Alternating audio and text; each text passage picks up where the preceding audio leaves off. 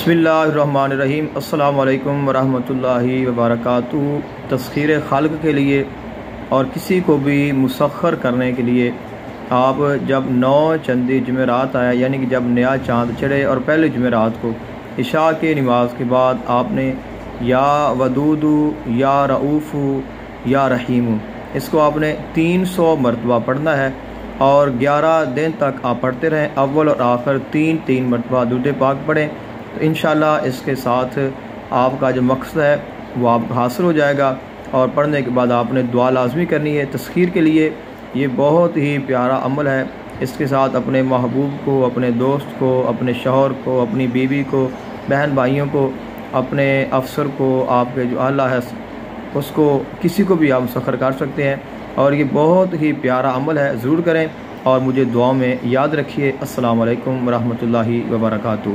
بسم اللہ الرحمن الرحیم۔ السلام علیکم ورحمۃ اللہ وبرکاتہ۔ ایسا شخص جس کا تعلق عمراء، رؤسا یعنی امیروں، وزیروں اور بڑوں کے ساتھ رابطہ ہوتا رہتا ہے اور ان سے اس نے کام کروانا ہوتا ہے، نکالنا ہوتا ہے، اور وہ چاہتا ہے کہ میں جس کے پاس بھی جاؤں جو اعلیٰ عہدیدار ہیں تو وہ میری بات کو سنیں اور میری بات کو مانیں اور میرا جو کام ہے وہ کریں، تو آپ اس کے پاس جانے سے پہلے 35 مرتبہ سورہ یاسین پڑھیں، اول آخر درود پاک پڑھیں، دعا کریں اور جائیں، انشاءاللہ آپ کا کام ہو جائے گا۔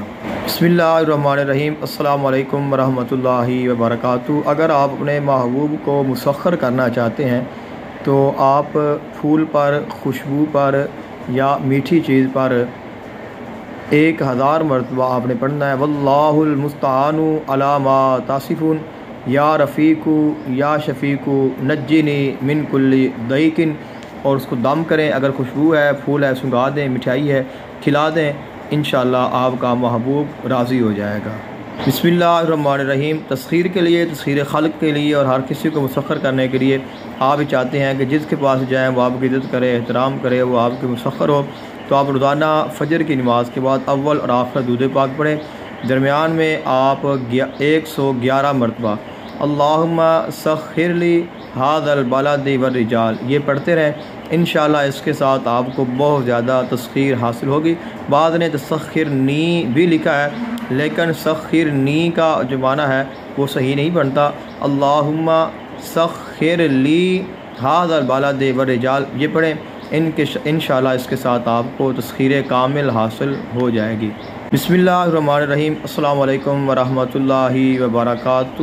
اگر آپ کسی کو مسخر کرنا چاہتے ہیں تو چنبیلی کا تیل لیں اور اس کے اوپر 678 مرتبہ 678 ٹائمز آپ وَلَقَدْ فَتَنَّا سُلَيْمَانَ وَأَلْقَيْنَا عَلَى كُرْسِيِّهِ جَسَدًا ثُمَّ أَنَابَ یہ پڑھ کر دم کریں، اول اور آخر درود پاک پڑھیں اور وہ تیل لگا کر اس کے پاس جائیں، انشاءاللہ وہ آپ کے مسخر ہو جائے گا۔ بسم اللہ الرحمن الرحیم۔ السلام علیکم ورحمۃ اللہ وبرکاتہ۔ رؤسا اور عمراء کو تابع کرنے کے لیے 3 دن تک آپ روزہ رکھیں، رات کو 500 مرتبہ یا رحمٰن کل شیء ورحمہ پڑھیں، چوتھے دن اٹھیں، غسل کریں، تازہ کپڑے اچھے پہنیں اور اس کے بعد 1000 مرتبہ پڑھیں، اور پڑھنے کے بعد اپنے ہاتھ پر یہی کلمات لکھیں اور اس کے پاس جائیں، انشاءاللہ وہ آپ کے تابع ہوگا، مسخر ہوگا، جو بھی کام ہوگا وہ ہو جائے گا۔